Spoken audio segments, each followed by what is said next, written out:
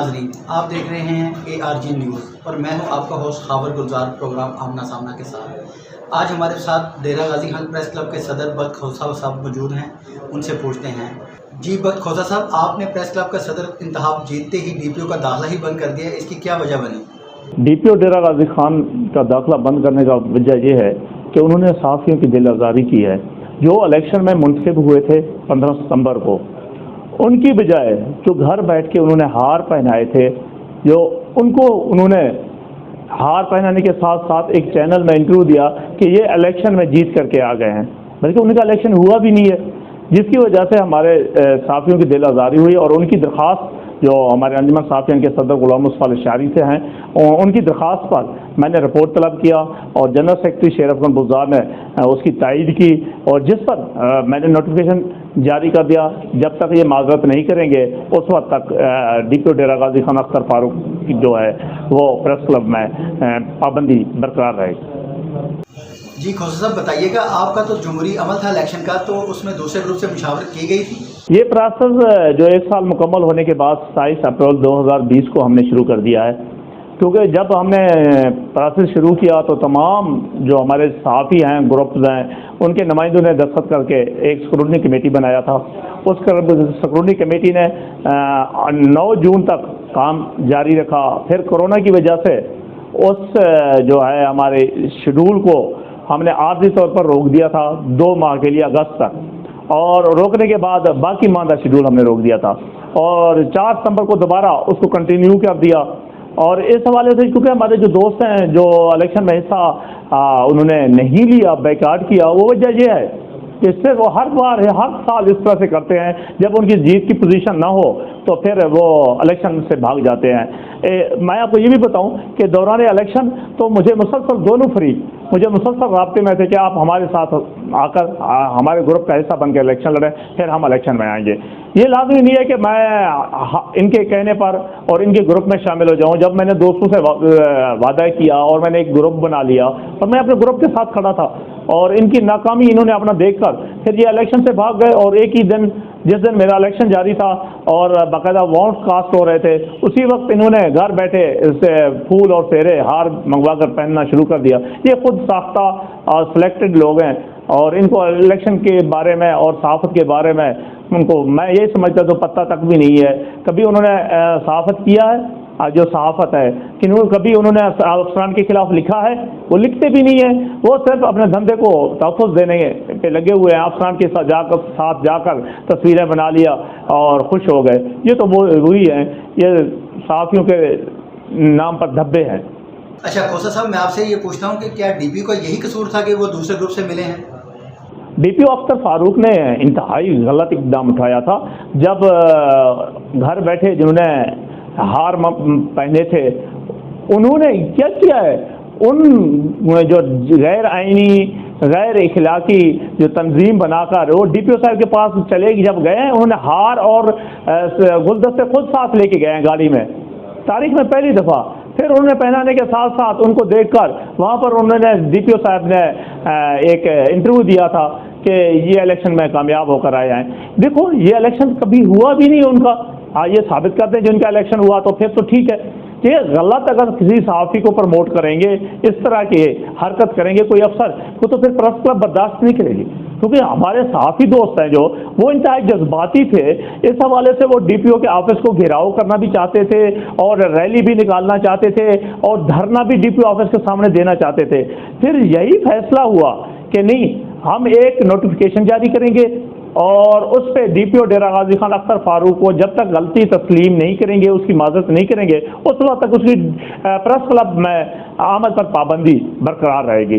ہم نے یہی کیا جو ہمارے ایک ذمہ داری بھی تھی، رائٹ بھی تھی، کیونکہ میں نہیں چاہتا کہ صحافیوں کا کسی کے ساتھ جھگڑا ہو یا صحافیوں کی دل آزاری۔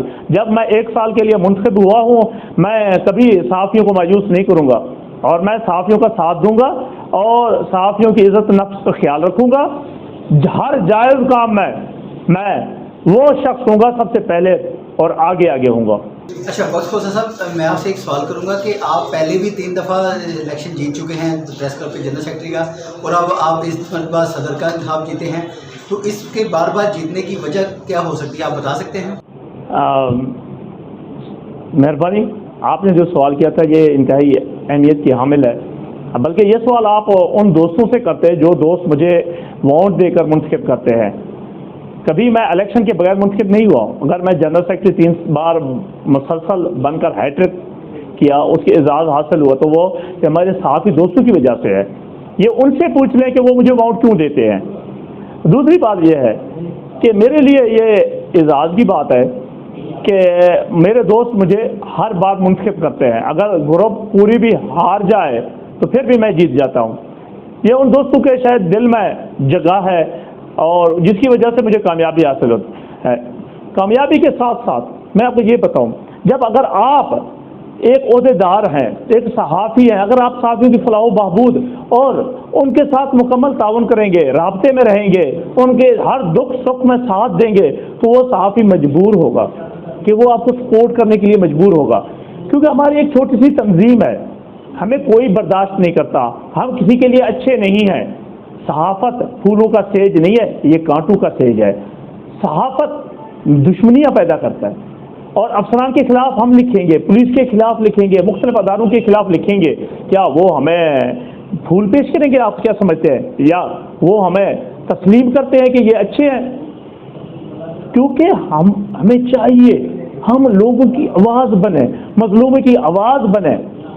साथ हमारे साथियों के साथ कोई गलत इकदाम उठाए, हम उनकी भरपूर जवाब देंगे। इंच का जवाब पत्थर से देने भी पड़े तो गुरेज नहीं करना चाहिए।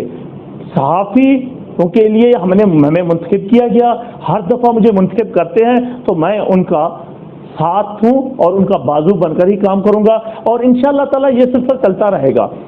और मुझे ये कभी अफसोस नहीं हुआ कि आप किसी अफीसर के खिलाफ जब एक सहाफ़ी का मसला हो तो आप वहाँ जाकर अफीसर के हाथ पांव पकड़ें या उनसे माफ़ी मांगे या उनके वो करें। नहीं, उनका जवाब डट कर दे। गलत है तो वो गलत है। हाँ, अगर आपका सहाफ़ी गलत है, बिल्कुल कह दें हमारे सहाफ़ी की गलती है, मान लें। हक़ाइक़ को तस्लीम करना इंतहाई ज़रूरी है। जब अगर हक़ाइक़ को आप तस्लीम करेंगे और हक़ाइक़ को आप उजागर करेंगे, आपकी ज़मीर भी इजाज़त देगा, आपको लोग भी तस्लीम करेगा और तस्लीम करने पर मजबूर होंगे।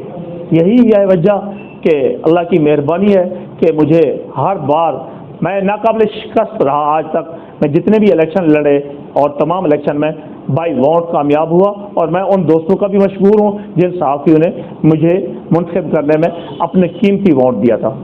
अच्छा बख्श खोसा साहब, बताइएगा कि अब ये जो आपने नोटिफिकेशन जारी किया DPO के दाखिले की पाबंदी का, इसके बाद का आपका लाहे अमल क्या है?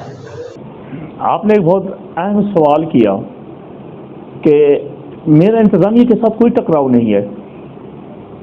देखो, DPO का दाखिला बंद कर दिया उसकी अपनी हरकतों की वजह से, और उन्होंने गैर आईनी गैर इखलाकी गुफ्तगू की है। उसमें यह है कि उन्होंने एक खुद साख्ता जाली घर बैठे हार पहनाए शख्स चंद आज खुद बने जो ओहदेदार, उनको उन्होंने कह दिया कि इनका इलेक्शन हुए, ये इलेक्शन में कामयाब हुए। देखो, DPO साहब को चाहिए, वो एक जिम्मेदार अफीसर है, उनको ये पता नहीं है ये सेल्फी माफिया है। DPO साहब को ये भी पता होना चाहिए ये लोग कभी आपके खिलाफ खबर चलाने की जुर्रत भी नहीं रखते।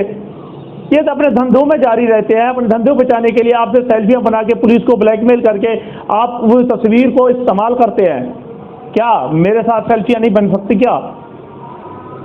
और मैंने इंतज़ामिया को तो कभी नहीं वो निशाना बनाया, बल्कि फ़र्द वाहिद को बना दिया। वो वजह यही है कि तमाम दोस्त इश्तियाल में थे, तमाम सहाफ़ी गुस्से में थे, तमाम सहाफ़ी जो इलेक्ट हुए थे, जो बिल्कुल बाकायदा इलेक्शन में वोट लेकर उनकी दिल आज़ारी की गई थी, जिसकी वजह से ये इक़दाम उठाना पड़ा। वरना तो मेरे लिए इंतज़ामिया काबिल एहतराम है। मैं तो इंतज़ामिया की इज़्ज़त करता हूँ, मैं तमाम अदारों की इज़्ज़त करता हूँ। ये वो लोग हैं जो गलत हैं, गलत को गलत कहेंगे, आज भी कहा, आइंदा भी कहूँगा। और इंतज़ामिया के साथ मेरा कोई आंख मिचौली नहीं है, कोई मुकाबला नहीं है। सच लिखना जिम्मेदारी है, हक़ाइक़ लिखना जिम्मेदारी है। اور وہی جو میں گزشتہ کئی سال سے کر کے آ رہا ہوں اور وہ میں کرتا رہوں گا، چاہے مجھے کیوں نہ جیل جانا پڑے، چاہے مجھے کیوں نہ اس کی ایک بہت بڑی قربانی دینے پڑے، وہ بھی دینے کے لیے تیار ہوں، مگر حقائق سے پیچھے نہیں ہٹوں گا اور یہ سلسلہ جاری رہے گا۔ جی ناظرین، آپ نے بخت کھوسہ صاحب کی باتیں سنی، اس کے ساتھ ہی اجازت چاہتے ہیں۔ اللہ حافظ۔